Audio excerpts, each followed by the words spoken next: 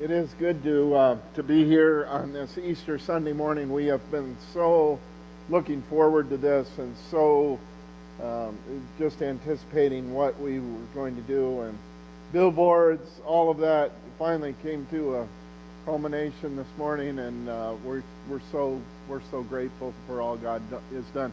I want to say this. When you leave this morning, will you please take a cupcake for you and about a half a dozen other people? I am a diabetic, and I do not want to be eating cupcakes for the next umpteen years, or I'm going to be dead next year or so.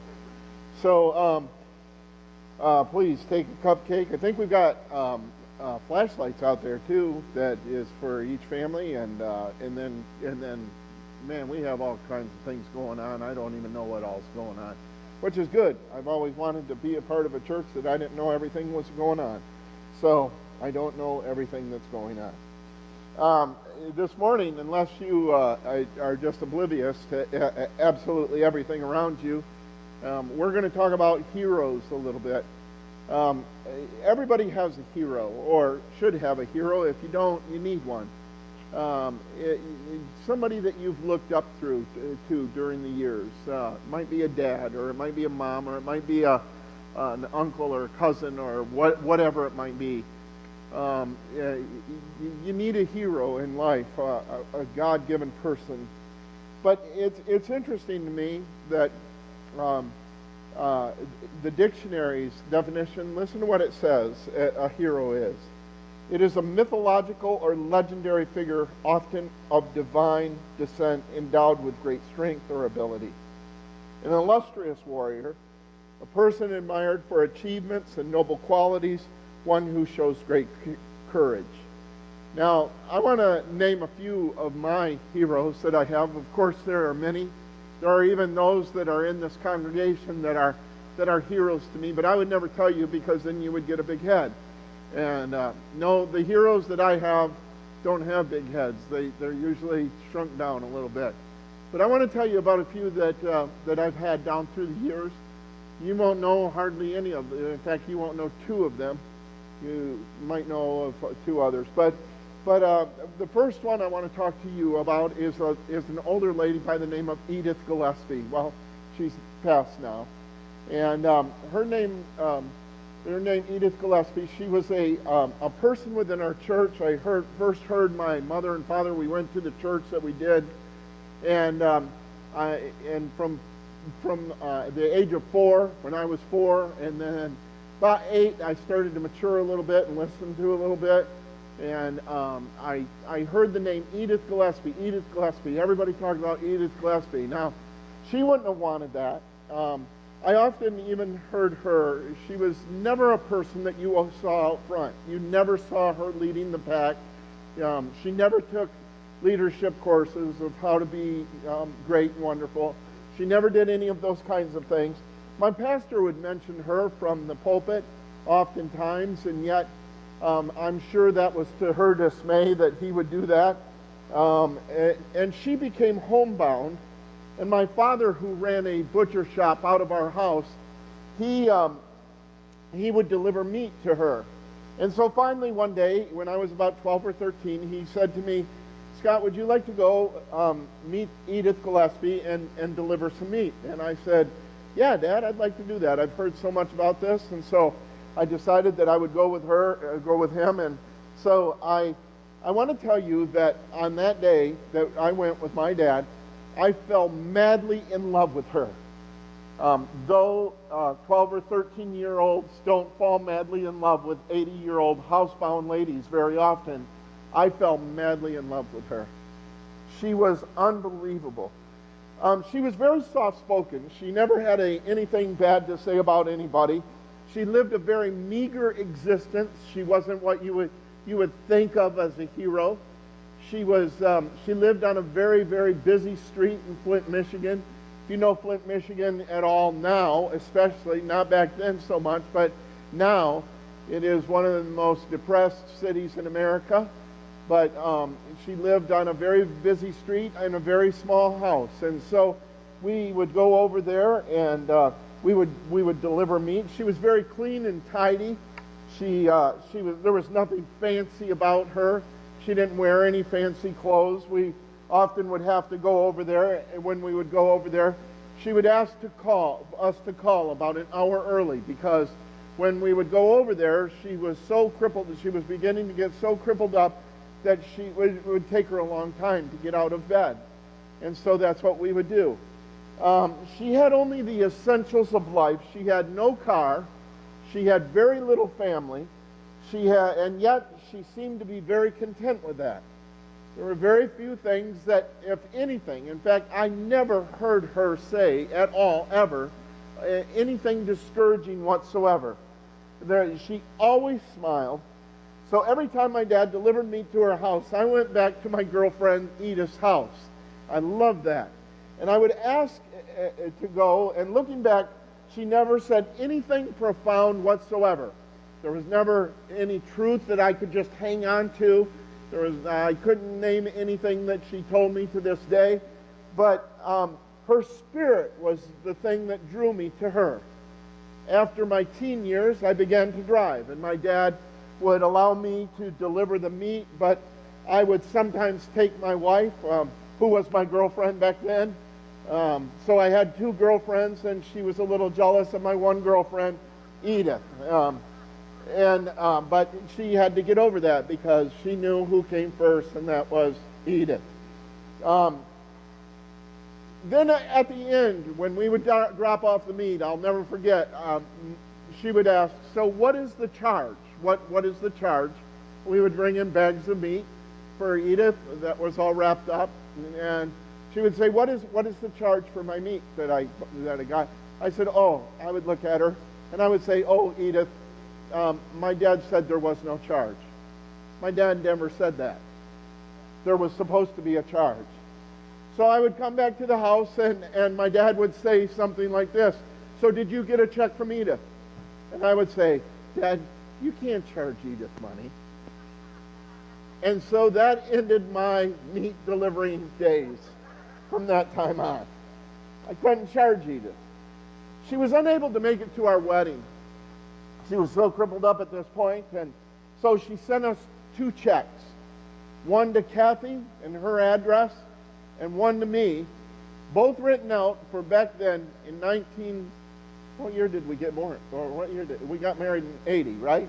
We got married in 80, and so $100 a piece was pretty good check. I mean, I kind of wished you guys would slip 100 in there once in a while. Even now, 2017, I don't even see that. But anyway, she gave a $100 check to Kathy and a $100 check to me. Now, we thought dementia was setting in, so we had to make sure that it was okay to cash this. And so she said, "Yeah, go ahead, cash it. I meant to send that to you." And we said, "Thank you." In fact, I said, "Thank you, thank you, thank you, thank you." She was able to make it to the wedding, and we were sad about that. We were hoping that she would make it to the wedding. So after the wedding, we gave her a cassette tape of our wedding. And she lost our only copy of the cassette tape that we had made. It about killed me. I drove out. I said it was okay because she was my hero. All the while I was crying the whole time. In her dying days, Kathy and I decided that we would visit her to the hospital. Now, it was about the time when Kathy and I sensed a call to go into the ministry, full-time into the ministry, and so we were leaving the comforts of home and what we knew, and we were going to go into full-time Christian service. So we were going to move to Colorado Springs, a land that we knew nothing about.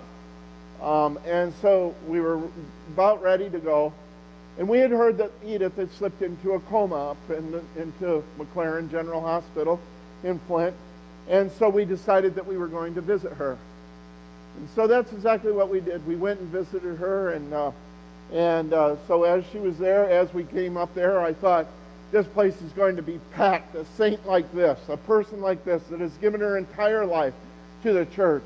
Well, just a servant of God that never expected anything, never asked for anything, never was out front, was just a servant of God.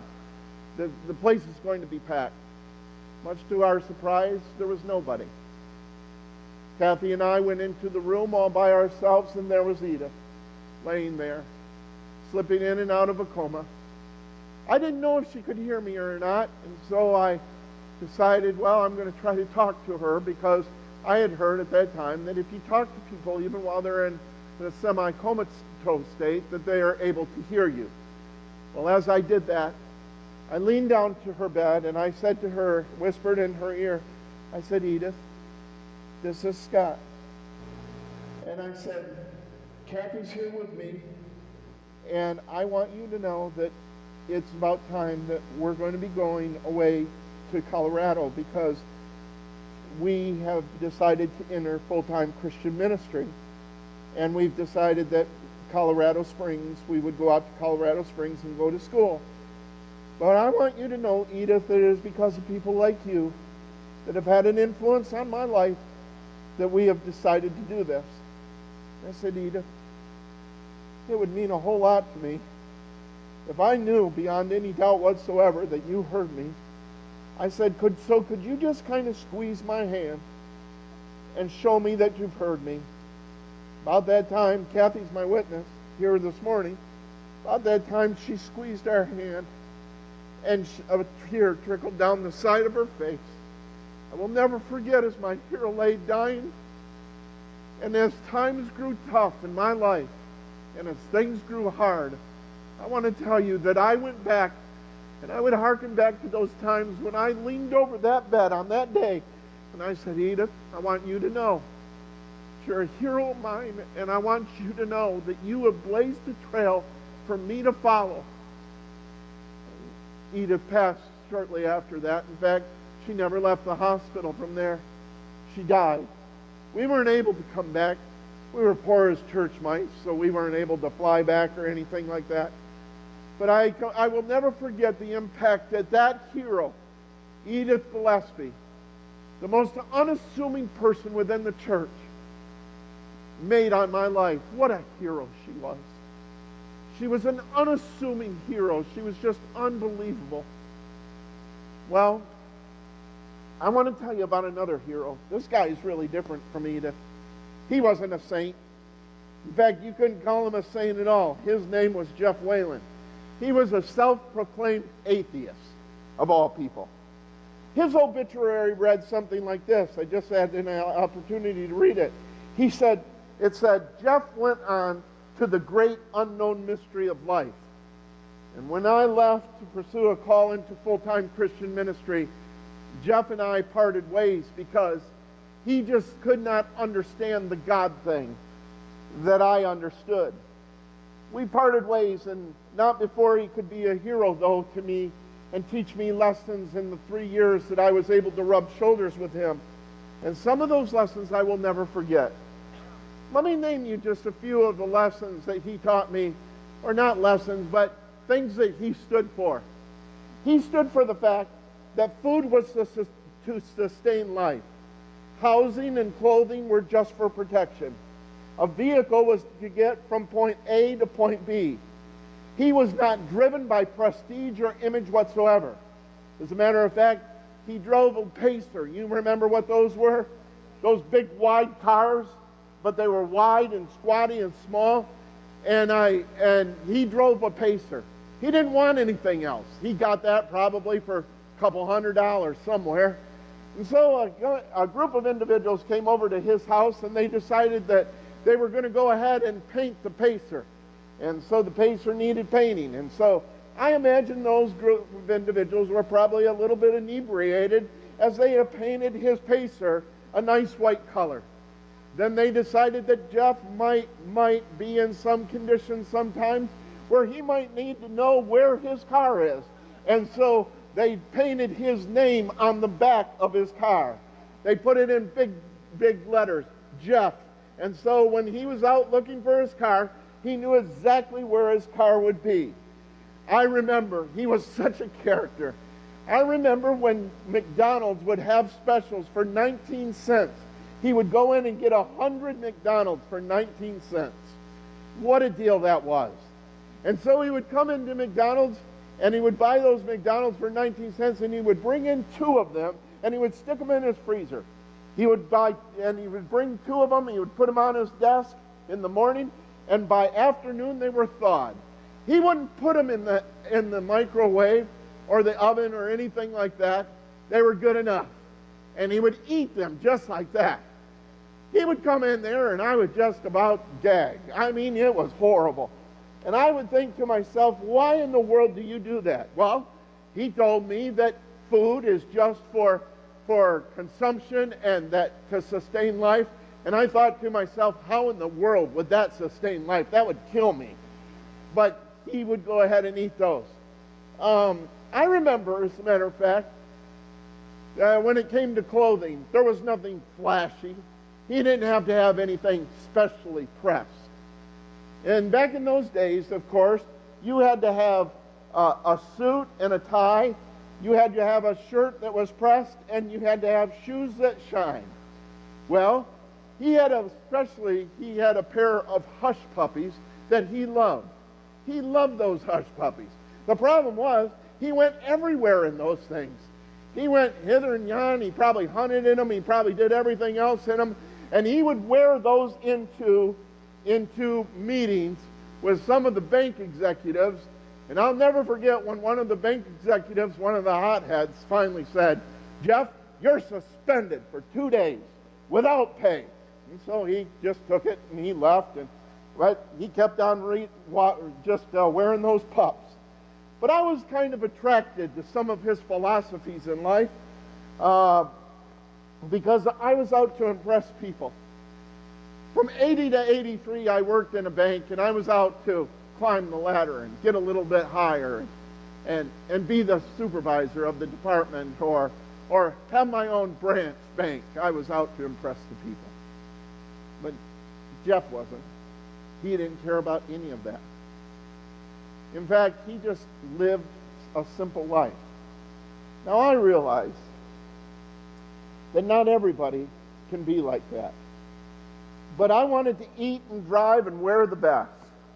An atheist who had read the Bible through more times than I had taught me a biblical lesson that I was grateful for.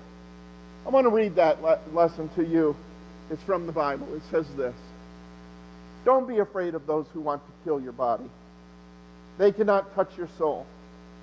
Fear only God, who can destroy both soul and body in hell.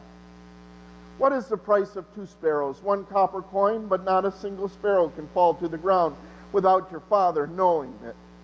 And the very hair on your heads are all numbered. So don't be afraid. You are more valuable to God than a whole flock of sparrows." Now, I know that everyone cannot live like that. I understand that. He was an atheist who had diabetes since the age of 2 years of age and lost his battle at age 49. And that became a hero to me, not because of his superpowers, but because of his simplicity of life. There's something on the inside of myself, even today, that longs to simplify my life. That just longs to simplify it. I would have never learned it. It would not have been him living that out before me. So I hate to admit, even though I'm a pastor and a preacher, and I have lived this way for 29 years, I hate to admit, but there was an atheist who taught me lessons in life. Godly lessons, even. The last one, now I ruined it last week, but I want to tell you again. The next one is, Mother Teresa is a hero of mine. I mean a real hero. With my position in a Protestant church, our theological differences should separate us. However, here was a woman who lived out her Christianity and did not just talk about it, but she lived it out. Regardless of what she theologically believes, she is a hero to me. I never met her, but I wish I could have. She wasn't beautiful as the world sees beauty, but she was a babe to me.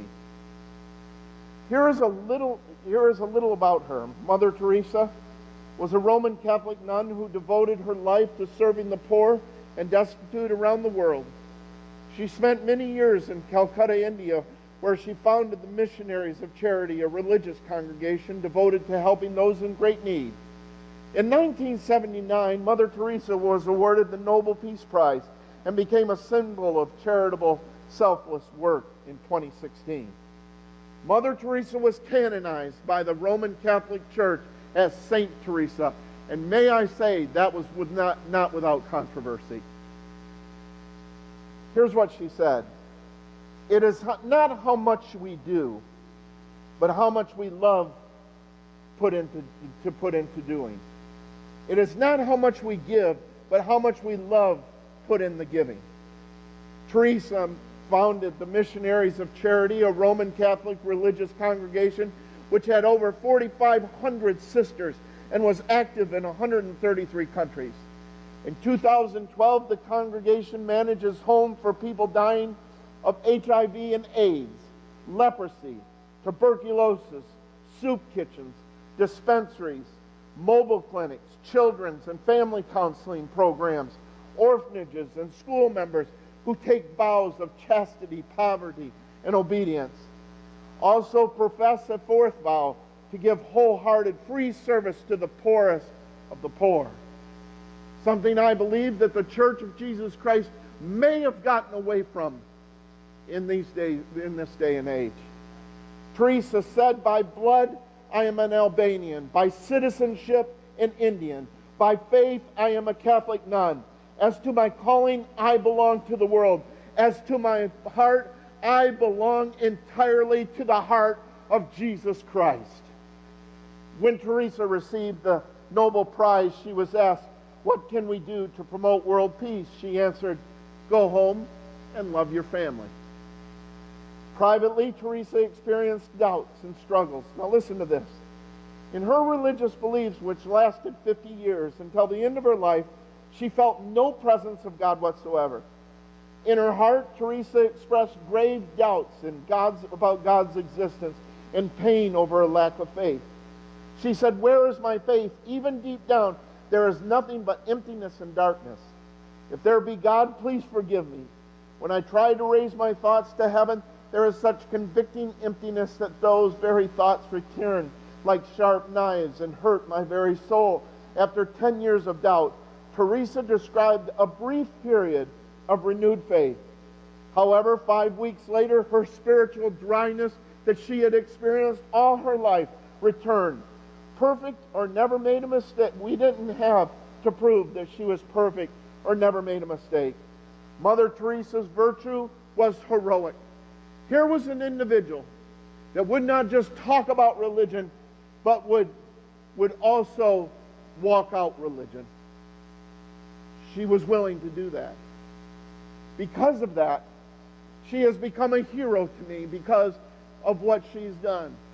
And I think to myself, as a fairly healthy guy, if I can do, or if she can do what she can do, I want to tell you, we're not in a race to see who has better works. But I want to say this, that she challenges me when it comes to meeting the needs of people. She challenges me with that. I got to thinking, with all my heroes, I can find fault. Some lacked faith. Some had no faith at all. Some were imperfect in their service. Trust me when I say these few people that I mentioned weren't the beautiful people. In fact, the older I get, the less concerned I get about image. The less concerned I get about talent and looks. In fact, what I have found is most of the time those things can be a hindrance to the attractiveness of an individual. And a lot of times that we use those things, that beauty that surrounds us, we use those things as a covering for what can be even more beautiful on the inside of us, down deep inside.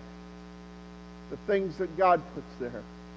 Love, peace, hope, long-suffering, all those things, joy, can be the real things that God and can be attractive to individuals.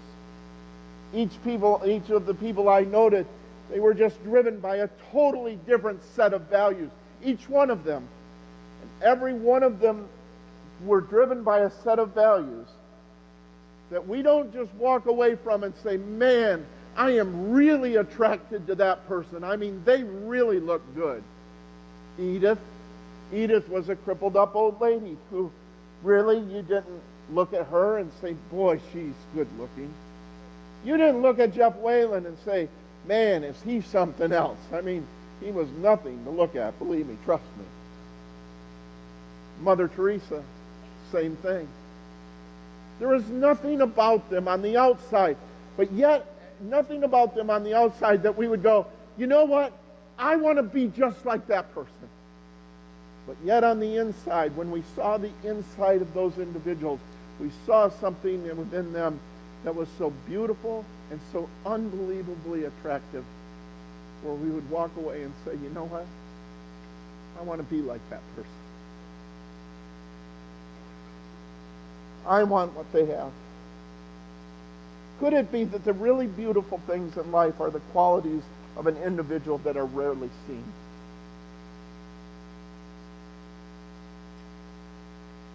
Hundreds of years before, a prophet described the person that would be the Savior of the earth. Now, if I was going to come and be the Savior of the earth, I would have looked good. I would have come in pomp and circumstance. I would have come as, you would have known I'm the Savior of the earth. I would have let everybody know. Listen to what it says, though, about this Savior of the earth, the one that we celebrate today. Listen to what it says. He grew up before him like a tender shoot, like a root out of dry ground. He had no beauty or majesty to attract us to him. Nothing in his appearance that we should desire him. He was despised and rejected of mankind, a man of suffering and familiar with pain. All over the world today, we are being told about my last hero who has become my very best friend. But like my other hero, he seemed to have his priorities wrong. It says in the Bible, it says this. It says he was a root out of dry ground. That is really not an attractive metaphor whatsoever. If somebody comes to you and you've got on your best Sunday suit or whatever, and you're looking good and you're feeling good and your makeup's looking really good, and they say to you, you look like a root out of dry ground, that is not an attractive metaphor. They do not think that you look good. We as individuals are drawn to beauty, naturally drawn to beauty. A study came out, very small infants. Those infants were drawn to the beautiful people, the gorgeous, the handsome. The other day, my wife was in the front part. It was not this last Friday, but the Friday before. My wife was in the front part of the house, and she was looking out the front door. I was out the back door of the house right even before she was in the front. And I was out the back door. We live very, very close lives. Her the front door, mine the back. I was looking out the back door, and I was looking at this sunset that was unbelievable. I don't know if you saw it or not, but it was unbelievable. It was gorgeous. I thought to myself, man, that's a gorgeous sunset. Look at that. So I sat there and I watched it for a while. Then I said, well, I've got to do some things around the house, so I better go in the house. And then I stepped inside of the house, and then I thought to myself, you know what, I want to go take another look at that. So I went out the front, or out the back again, and I looked, and there it was again, and I saw the sunset, and I sat there and looked at it before my wife had said anything about it whatsoever. Finally, I was going up the stairs, and my wife said to me, she said, look outside, quick, look outside. And I said, what for? And she said, the sunset is absolutely beautiful. I said, I've seen it.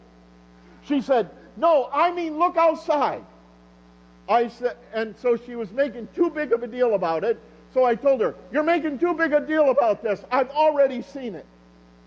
I was headed upstairs, and I had my own thing to do. See all of the beauty there is actually a more hidden beauty that is even more astonishing. This is a question, but could it be that often what we do is we hide the really beautiful things in life, the qualities that normally people wouldn't see as beautiful, and we cover that with the glitz and glamour, not wanting to be perceived as weakness, yet those things are truly beautiful.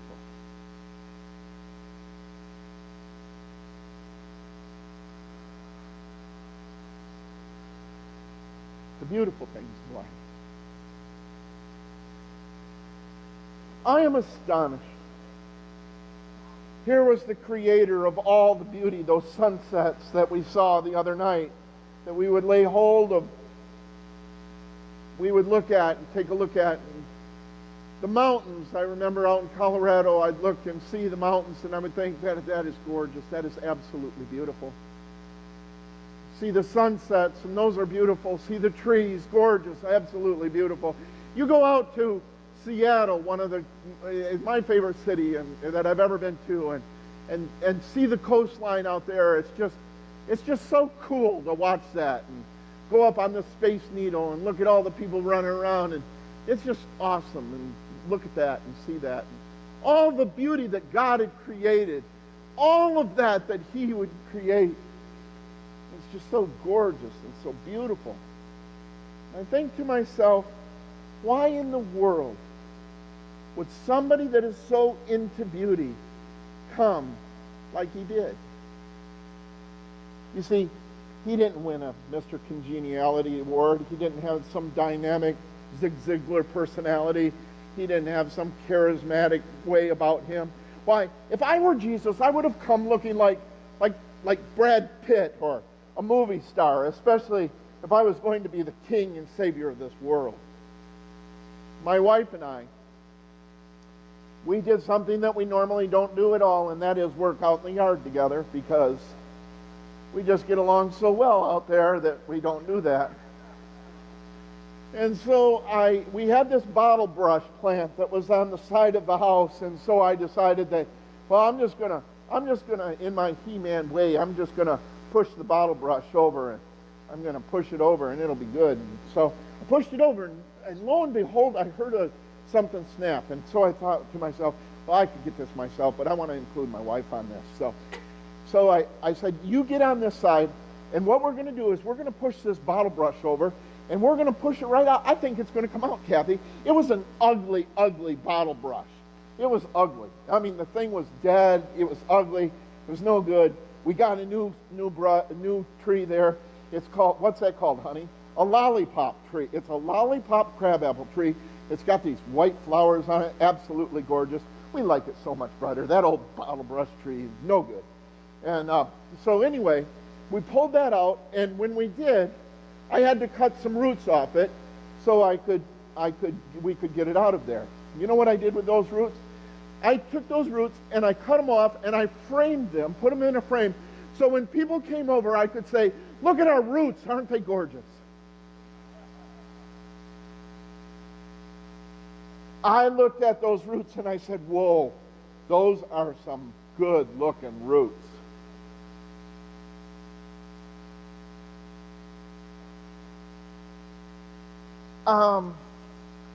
If we did that, people would go, those people are weird. The only time I've seen this happen is the show depicting ginseng hunters in the Appalachians. Have you guys watched that, honestly? Come on. You got to be honest. These guys go after this ginseng, right? And they go after roots. They go after digging up these roots. And they'll pull a big root up, well, not a big, even a big root. It'll be like that. And they'll get all nutso about it, and they'll say, this will get us some real good money. And so they put it in. In fact, this guy, I saw this one where this guy took bombs all over his house, put bombs all over his house so that if anybody tried to steal his ginseng, he'd blow them up. He covered up his roots. He wanted to make sure those roots were in good shape. We kill each other over roots now. Other than that, roots get very little attention. How many people just long to be around a person that is suffering all the time? Not me. I mean, how you doing? Well, things have really been going rough here. I'm really not doing well. Every time you see him, well, I'm really not feeling very good. I'm just kind of sick. I just don't feel good. I'm just not doing very good. Nobody wants to be around that. Yet, listen to what it says. But he was pierced for our transgressions. He was crushed for our iniquities. The punishment that brought us peace was on him, and his wounds we are healed. All we like as sheep have gone astray. Each one of us has turned our own way, and the Lord hath laid on him the iniquity of us all. I got to thinking, out of all the heroes that I mentioned, they had one consistent quality about themselves, and they were selfless. This hero, though, took it to a whole nother level. He crawled upon a cross, and he suffered, and he bled, and he died, and he never looked more beautiful, and we never saw him look any more beautiful than he was on that cross, and he took the sin of you and me, and he died for each one of us, and that is beautiful. Unbelievable beauty. Nobody else would have done that. In fact, he was driven by a mission his entire life. That on the day before he went through all of that, he said, Father, if I can get away from this mission, could you let it pass from me? And Father said, no, can't do it. And so he sweat great drops of blood, and he died for you and me. Now we would look at that and we would say, that's not beautiful at all. A man hanging on a tree out in the middle of nowhere, flogged and beaten and a bloody mess. It's not beautiful at all. But here was the beautiful one that was taking the sin of the world upon each one of us. And we look upon that tree, and the Bible says, if I be lifted up, in other words, if I be lifted up, if people see me on the cross, I will draw men to me, because there's an attraction to the tree. There's an attraction to the cross. Everybody else say that's not beautiful at all. My last hero, my friend, Jesus, crawled up on that cross and died. And all of a sudden, the thing that I thought was ugly and gross and not beautiful at all became beautiful to me, because every drop he shed was to cover my sin and yours too.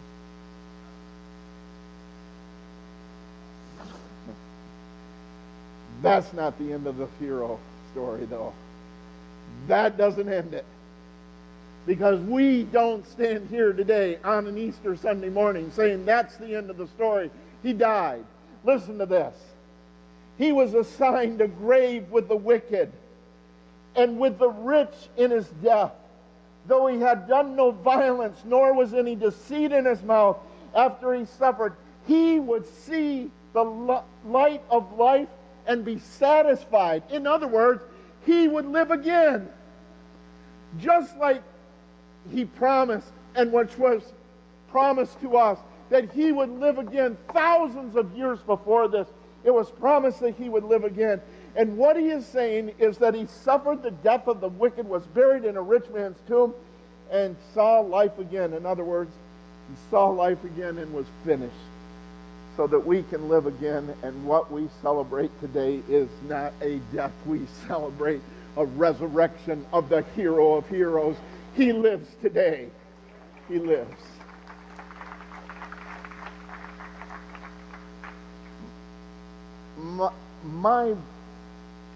My heroes, though, in life, they just dance. They just dance to a different tune. They're so different, they are attractive. They are not different for different sake. They are different because they listen to the one, and he surely did. He went to the cross, and death brought us life to you and me. And I have found there's only one person that can truly be my best hero, my bestest hero in all of time, and that is in life, because he will not let me down. He is risen. He has given me not death, he has given me life, and life more abundantly. That's my hero. He may not look like a king. Not to you, not to me. He may look, as a matter of fact, some people say to me, I don't want to serve God. I don't want to serve Jesus. And I say, why? He's so demanding. He's so, I don't know, he's just so hard to live by. You got all those do's and don'ts and can'ts and shouldn't. And that's not my hero. My hero, my friend, has set me free from the law of sin and death. My hero has set me free. My hero has given me life and given it more abundantly. My hero, my friend, is different. He's my hero, and he's your hero too.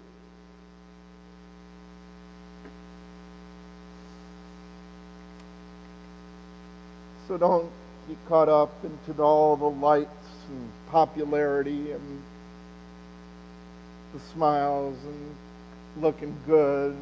He's got to look good, and the flowing Jesus with the hair just looking nice. Look beyond that. Look beyond that and see the real beauty that he wants us to see this morning. Look beyond that.